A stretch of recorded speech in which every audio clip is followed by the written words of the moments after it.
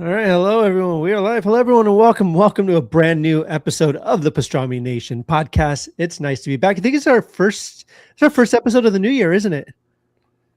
I think it is. No, I think it No, I think we is. did Stranger Things. We did do the Stranger Things, so it's Yeah, not our that's first, right. but hey, it's close enough. Happy New Year's, anyone. If you guys Yeah. didn't catch our Stranger Things episode, please come back and go back and check out our backlog. We have a really, really fun Stranger Things episode that we did. Welcome to the show today, everyone. I'm very, very excited. I'm Kevin, and joining me today, Christian, Jason. What's going on, guys? Hey, how you guys doing? Good, man. Good. Happy to see you. Happy to be here. And we have a very special guest today. You notice someone in the fourth chair there, David Montoya. He's a comic book writer. He's here to talk about his new comic book. He's got a Kickstarter going on, and we're happy to have him on the Pastrami Nation podcast today to talk about his new book. We just did this. I know I can do it. Ayot, right? Yes, Ayot. Ayot. David, welcome to the show. Thank you so much for joining us on the Pastrami Nation podcast today. Yeah, no problem. Very, very excited to talk about it. So, let's just jump right into it, man. So let's talk about it. First, let's start with kind of the origins of the book and what the book is. I read you did a really, really funny on social media. I was reading how you came up with the name for the book, which I thought, that kind of flowed, the idea of the story came from that. But can you just start there and kind of tell us about the story and how the origins of the book, and then we'll kind of talk about the Kickstarter a little bit. Absolutely. Ayot came about in 1997. Gosh, that when I said that out loud, I was like, oh, that almost hurt. Yeah. Almost 30 years ago. My late wife, at the time, we were just sitting in the living room doing nothing. And I remember as clear as day, she asked me, she's like, how do you pronounce our last name backwards? Now, again, my name is Montoya. So it's Montoya. So pronouncing it backwards, Ayotnom, is Ayotnom. Nice. And as I said it, it clicked. And I grabbed a piece of paper and I started sketching them.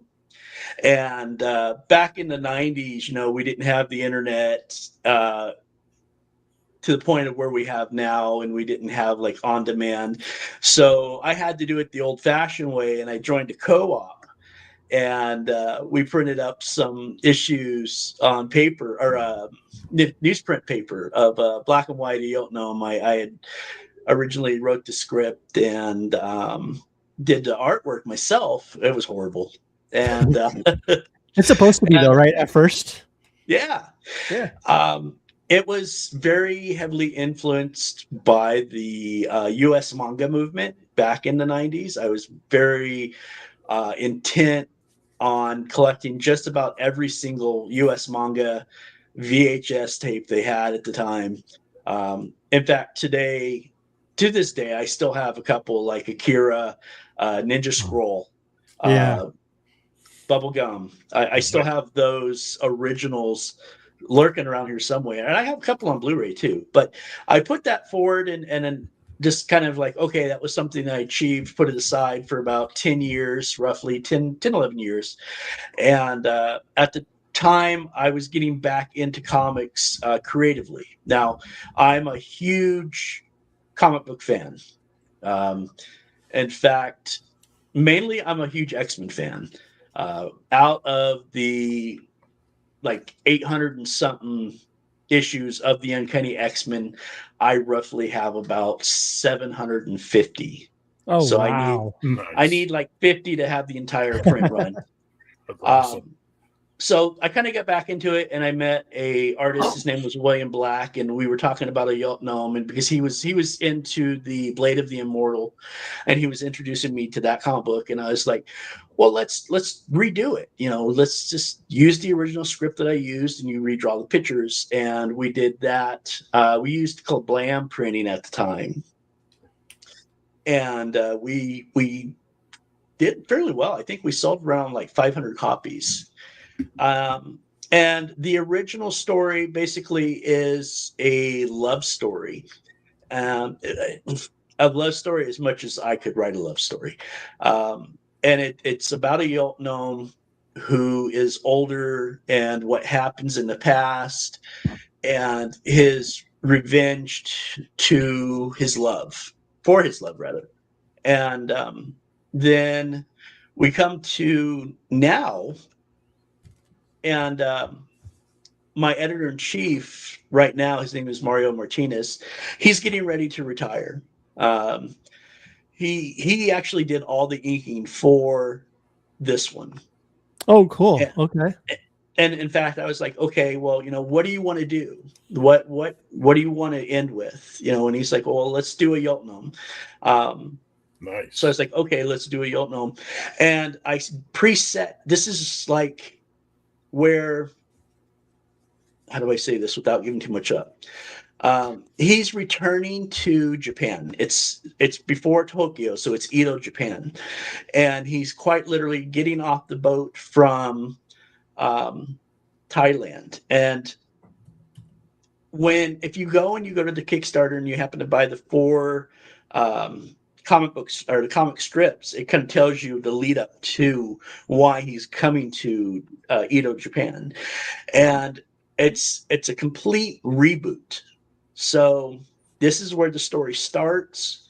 And if all goes well, we've got a long story to tell. Like right now, I am writing something called Ayot Gnome Bloodlines and Raiders. And I might get 74 pages, and I'm not even near being finished. So that'll probably be the next Ayot Gnome. Okay. Nice. All right. So I pulled up the Kickstarter here just so that people can have a look of it. We got Ayot Gnome Cost of Return. So you have some really, really fun kind of, bonus stuff and everything like that for the Kickstarter. One of my favorites is, can you tell us about this variant cover right here? This makes my nerd heart just, this is awesome. Yeah. That's my little girl. Well, she's not too little girl. She's going on 15. But we were talking, I was like, I would like you to do an Ayot Gnome cover.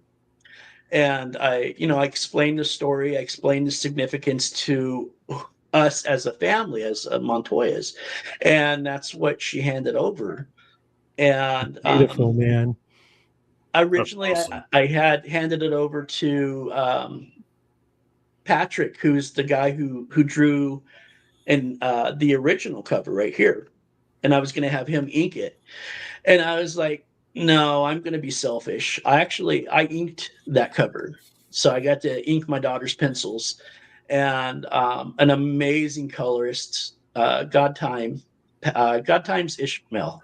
He's the colorist. And he just, he did such a fantastic job. He just brought it all together.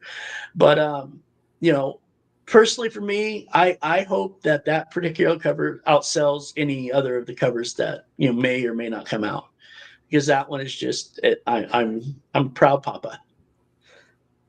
Of course, no, that's definitely something to be proud of, and this is amazing. So, how do people? I'm just curious for this variant cover. How do you go about getting this variant cover if you're interested in that? Now, if I believe the way it was set up. Now you can actually pick the variant cover. I think it's $8 for the variant cover. And I think it's like $4 for shipping and handling. And then if you want both covers, I think that's under the thank you bonus, where if you get the thank you bonus, you get everything. Oh, nice. Yeah, no, that's very cool. Kickstarter is definitely the way to go. Are you seeing, the kind of, so how long has this Kickstarter been going so far? It's been up for 9-10 days. It's only been going. Yeah, it's not been going very long. Okay, it's doing very well. Yeah, it looks like it, absolutely. And I don't foresee it not reaching its goal, to be completely honest with you. We will work with everybody to make sure that the goal will be met. And like I said, and you, Kevin, kind of insight on how we work and operate. Everything is finished. The entire book is ready. I could send it to the printer right now, and we can have it printed. So this was just to kind of meet new people that's out there. open the door to our little community that we've been working with over these last 30 years, and I think we've done fairly well. Mm-hmm. Absolutely. No, I'd say so as well. I think this book definitely deserves an honor. I'm very, very excited to read it myself. I think it just sounds really cool. And I like that, obviously, like you said, you're influenced by the manga movement and stuff like that during the 90s, which is, to me, honestly, like kind of the time when I was like watching more manga and reading manga and actually watching anime and stuff like that. Absolutely. So that's really cool. So I'm curious, like when you're writing something like this, how much, you said that there's obviously a lot of story that you want to tell. How much do you have kind of already just kind of in your head? Like let's say theoretically, I mean, are you looking at, so this is a one issue. Is this kind of a one shot right here that you're looking at? And then hopefully it's successful enough to do more? If you scroll down on the cover, it's gonna have a letter 1 or the number 1, and then it says shot next to it. It's one shot. Gotcha. Okay. So this is what opens the door to his universe. As far as planning, so Ayot Gnome is roughly maybe like 19, 20 years old in this world right here. Right. Continuous plotting, I have him into his 40s. Oh, okay. So you have a lot of volume there. Yes, I have so much to tell, and I think that's why I decided to go with the one shot originally as a soft intro. You don't want to shove a lot of information into readers' faces all at once. You just kind of want to put it out there, but the likelihood of each book coming out after is going to be a good sized graphic novel, just because there's so much content, because it's I'm taking real world and kind of having creative liberties with it. And when you're working with real things, it just you get to go different avenues than you expected, because real life happens. So you have to kind of follow that direction and kind of make it all coincide with the character and the story that you're telling. Absolutely. No, definitely. So I'm looking at some of the rewards here. You get a signed copy, signed edition, one signed physical copy by you, and the PDF edition. $12. That's not bad at all, guys. Like, that's easy. Like, this is insanely like affordable, and you're helping. It's going towards a good cause. It's not just you're buying a physical thing, which is really cool. The creator thank you, like you had mentioned earlier, $60. You get one signed physical copy, a PDF edition included. Also, your name listed in the book under campaign supporters. Very cool. So awesome. Right in the middle of the book, you're going to have it. It's going to have a list of people who purchased that particular campaign, or not that campaign, but that package. And depending on how many big, it might be really big. So you might open the page and you see a name half the page. Yeah, no, that's awesome. That's really cool though. Like, you have all these opportunities for people to get involved. And I think that's awesome for a lot of people, especially when they're buying something. Like, you're getting something and you're also able to get like essentially like a producer, you know what I mean? Like, you're able to get a credit in the book. It's very cool. And I think that's awesome. So, we're here to talk about this, obviously, but can you tell me a little bit about Darth Mick Comics? I know about it, but what this is your independent company, comic book company that you've been, or just Dark Myth in general is just a publication company. Can you tell us a little bit about Dark Myth Comics and just Dark Myth in general? Well, right now we are a multi-conglomerate. It's licensed as a LLC. It's the entire name of the company is the Jazelman Dark Myth Company. We have we publish novels and anthologies. We do the podcasts on the Jason Podcast Network. We do a yearly publishing contest that I think most of you guys have been a part of as judges. And oh my gosh, I'm forgetting something. No, it's cool. But the Dark Myth Comics actually started back in 1990. Yeah, I was 13. And nice. So to make a heartfelt, tear-jerking story condensed for this episode, I grew up believing that I was dumb. Basically, that's the best way I could put it out there. I couldn't read when I got into high school. I had below a third grade reading level, and my aunt had given me comic books, and I had put them over in the corner for my birthday. And I just I've always loved artwork, and one day I just started looking through the comics, just looking at the artwork, and one day I just like, what is happening? What is going on? So I started trying to read the books, and I remember, trying to work, the words out. And my mom actually bought me a dictionary that I still have to this day. And Cool. within that year's time, I was reading everything I could get my hands on. It went beyond, like comic books. I remember within that same year, I read Animal Farm for the first time. And Love that book. Oh, it's one of my top favorites. Yeah. And when I got to the point where I wasn't reading, I still wanted to read. So I was like, I'm going to start writing it myself. I'm going to start making my stories myself. And so I started writing. Here's a shock. Like we were talking about earlier, the X-Men. I started writing the X-Men stories originally. And I actually sent one to Bob Harris. It got all the way to Bob Harris. And he was like, how old are you? And I didn't want to tell him, but I did. I told him. And he's like, yeah, come back, when you're older. Unfortunately, when I came back when I was older, it was Joe Quezada. So totally different person. But I was sitting there, I had these scripts and I had these stories, and I had asked my aunt, the same person that gave me the comic books. I'm like, I think I'm going to make my own comic books. And she said 2 words that changed my life. I'm almost 50 years old. And she's like, why not? Yeah. So awesome. I did it. I wrote it. I drew it. My brother did the inking. My cousin did the coloring. And a long time ago, in a galaxy far, far away called Victorville, there used to be a Circuit City. And it was the only place in the high desert where you could get 11 by 17 color copies. So what we would do is we took 11 by 17s, we glued the pages in, what pages go where, and then we started making copies. And then we brought it home, cut it down, stapled it. They looked really crappy. It was great. And we initially went to, again, this was in the mid 90s now.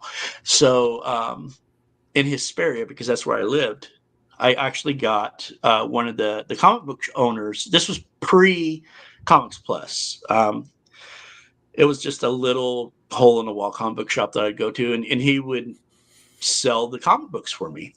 And that's where it all started. And then I just started getting bold and going out to, hey, you want to buy one of these? I think I sold them for $1 back then. Oh, nice. And that was like when they were going for 75 cents. So I even had the indie spirit to upsell.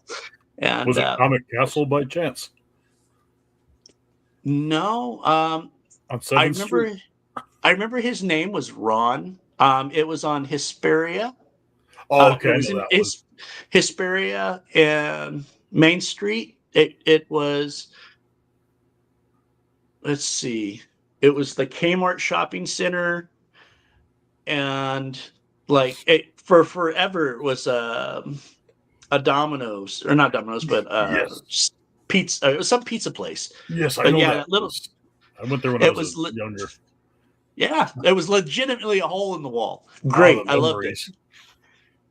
Oh yeah, and so we did that, and I graduated high school and got married, and still intermittently I was still making comic books. I've made comics all my life. It's just who I am. I love comics. And in 2004, when the internet was really becoming accessible for people. That's when I opened up. I started the online magazine, The World of Myth, which is still going today. Yeah. And that was kind of the avenue to open up publications, Dark Myth Publications. And then I really focused on that. And I've been doing books and comics ever since. It's been a wild ride. I do have other books that are kind of sitting on the back burner right now. The price to make them. that's the thing. It's the creative price. So yeah. So speaking of Dark Myth, and do a little shameless self-promotion that I kind of want to talk to you about, because this is the first time me and you have been on a podcast together. Yes. We both have stories in Chronicles of the Unknown. You also kind of put this whole thing together, which has been incredible.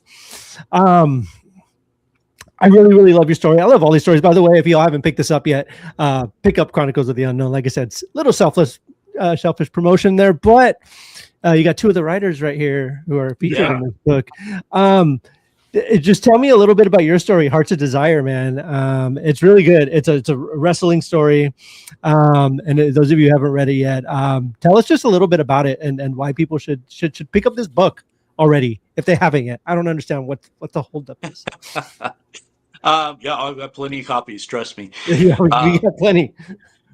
That is actually another brainchild from Mario, the editor-in-chief. That was one of the things that we discussed. Is at the time we were both heavily reading like the older '80s Marvel graphic novels, and I was like, okay, and we were discussing. And originally, an Ayot gnome was supposed to be that. But because of me having the spinal surgery, that kind of set things back, and so we went that direction. And I am a huge wrestling fan. Well, I haven't watched it. Maybe not this year. I haven't watched it, but I've been a wrestling fan all my life, and I was heavily influenced with this story when I was watching Lucha Underground, which to me was the best promotion there was on the market. And I'm a horror fan. I love horror. And it was just like, it just made sense to me. I wanted to do something that was fun. So initially the idea was, it was, the luchador, and how am I going to get him, a world title shot? And it was a very basic idea. And I was like, okay, well, we'll make it supernatural, which is another thing that I'm very, I love supernatural. I've seen all the episodes. And I kind of, and I combined them all together. And that's what I got was Hearts of Desire. There has been requests for like one-shot solo issues, but I don't know. There's nothing in the head right now as far as that goes. That was just something that was fun at the moment. I might hand it off to someone. It depends on how the demand goes. And then the neat part that I thought was that your story has that same. Yeah. I know. I was kind of putting it out there that was what was coming next. Yeah, no, that's awesome. What were you saying? My story, what? Has the same kind of element. It does, and in fact, it still has that Hispanic element of horror. And I was like, oh, that just fit really well, and that's why I had just so happens the guy who drew this issue of Ayot gnome is the one who drew the tradition. Yeah, no, absolutely. That's awesome. He's such a great, amazing artist. Yeah, G.D. Patrick is in demand. I feel very lucky to be able to get him. He started like anybody, just kind of starting out, and he's done some books for us, and American Smash, he still does all the inking for American Smash, but his popularity and his demand for work has skyrocketed. But he still comes home. He said, anytime, just let me know.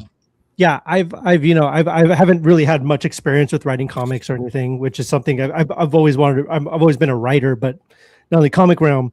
But I gotta tell you, he is one of the, like, I think, easiest people to collaborate with. Like, yes. Very much. He just, like, if there's anything, like, he'll send you but most of the time what he has in his head already is just it. It's like, wow, like, you like nailed it, man. Like, not a whole lot of like, hey, maybe you should change this or whatever. It's just like, he gets it, and he's very good at intuition and exactly what the story needs and what the story's about and stuff like that. And I really, really appreciate that. And he's incredible. He is. He's absolutely incredible. He also works as an animator. I don't know if I can say what company he works for, but I think being an animator for cartoons really plays into that strength of being able to deliver that visual on the paper. Oh yeah, absolutely. Yeah, no, he's amazing. Yeah, man. I mean, there's a bunch of cool books and everything you could check out as well. At MythMart, they have a lot of really, really great stuff on there, so definitely check it out. But let's bring it back to Ayot. Can you talk about, just throw it out there again, the Kickstarter, where they can find it at, and where they can find you on, like, social media and stuff, if you want them to follow you and check out where they can follow the progress of all of your work and everything, whether it's the company site or your personal, whatever you want to throw out there. Yeah, sure. I made it easy for the Kickstarter because it's kind of a long, kickstarter.com/product/darkmythcomics/Ayot Gnome. So just go to darkmythcomics.com and you'll see it says Kickstarter. You click on the Kickstarter and it instantly spits you to that page. And then you can check it out. We want to, the purpose of this is, like I said earlier, is to get the material in front of the reader. So that's why we have a sole PDF for $3. You can be anywhere in the world. You can put down $3 and you get the story. And then we go from there, the traditional. Now, I was trying to go from right to left, like, actual manga. Yeah. But my printer was like, they weren't comprehending what I was wanting. So it's traditional. So you're going to get traditional. Well, I got a question for you, David. Like, yeah, what would I'll dumb it down. Like, say there's somebody that's like looking to break in, like you're doing the Kickstarter and everything. Say there's somebody out there that wants to get their comic out there. How would they go about, like, obviously you have the material printed and written and everything, but like, say there's a guy that wants to start from scratch, get his comic out. What advice would you give somebody like that? Like, how to start? Where would he jump in?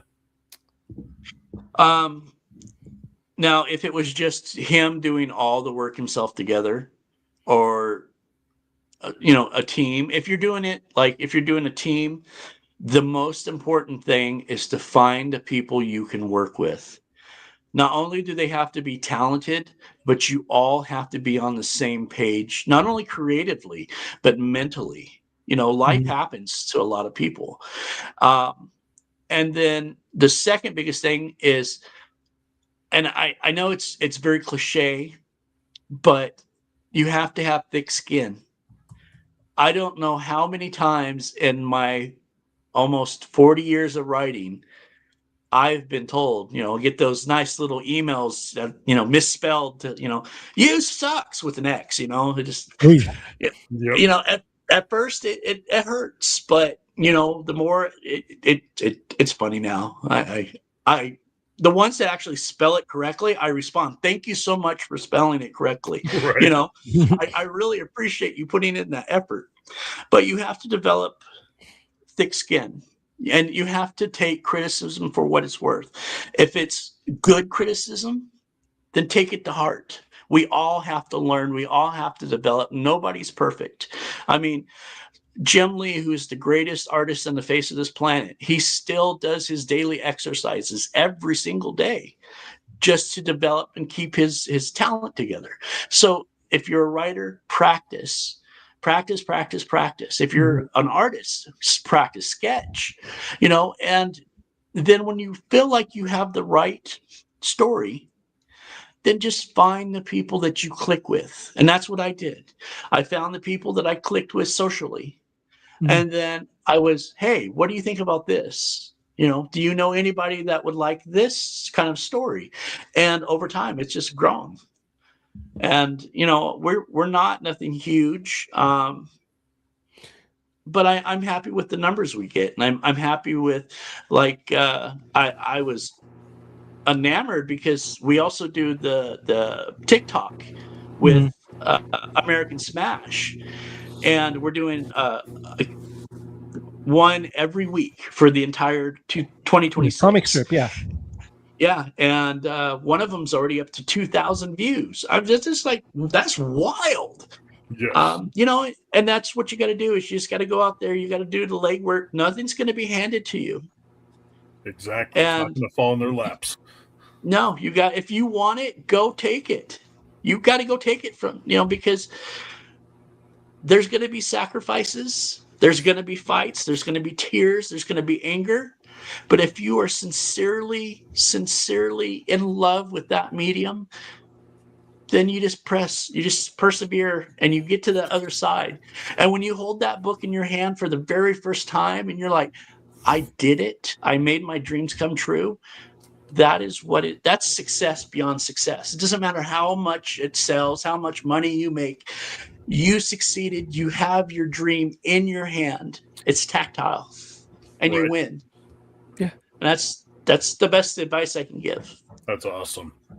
No, that's true. Essentially, find your tribe and good things will happen. Just find your people, which is very, very important. I love all that stuff that you said. And you're right about I can't even tell you, this is my first thing ever published.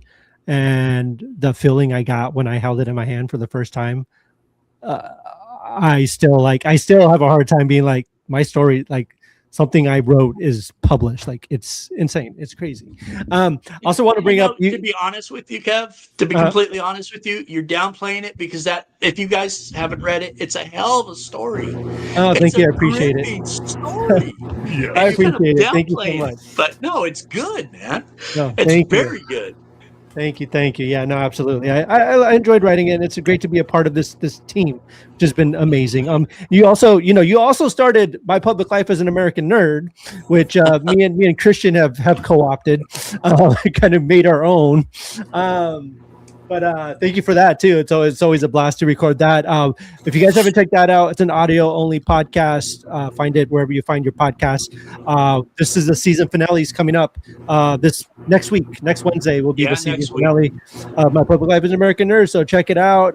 Don't forget to check that out as well and subscribe. So anyway, David, thank you so much for joining the show, man. That was a lot of fun. I really, really appreciate it. I appreciate you guys for having me. I'm happy that my voice held up this long. Yes. No, absolutely, man. I hope you get better. It's really, really important nowadays. But thank you all for watching. Thank you all for listening. Make sure to check out the Kickstarter.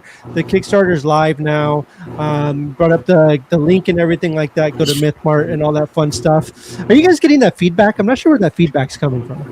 Yeah, I'm getting it too. Yeah. Okay. So I try to mute my microphone. It's really weird. Let me see. I'm just testing something real quick. Okay. There we go. It's gone. I muted Jason for a second and unmuted him, and it stopped. I don't know if it had anything to do with you, Jason. It just coincidence, maybe. I don't know, honestly.